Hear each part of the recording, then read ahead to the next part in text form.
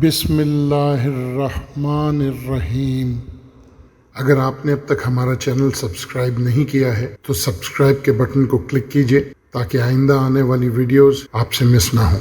If you haven't subscribed to our channel as yet, kindly press the subscription button so you don't miss any upcoming videos.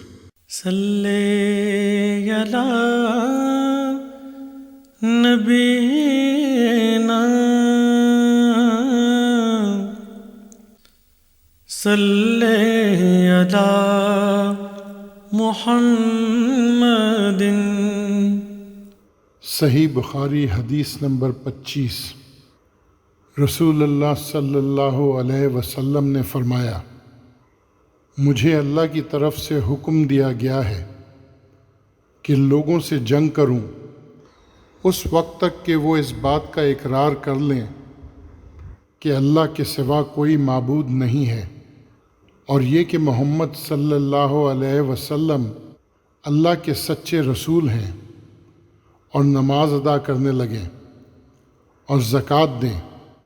जिस वक्त वो ये करने लगेंगे तो मुझसे अपने जान और माल को महफूज कर लेंगे सिवाय इस्लाम के हक़ के। इनका हिसाब अल्लाह के ज़िम्मे है। सही बुखारी हदीस number 25।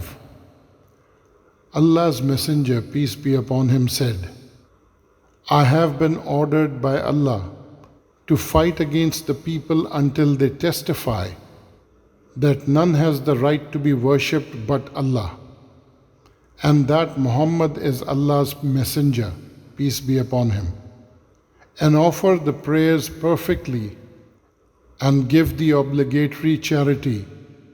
So if they perform that, then they will save their lives and property from me, except for Islamic laws, and then their reckoning will be done by Allah. सल्ले अला नबीना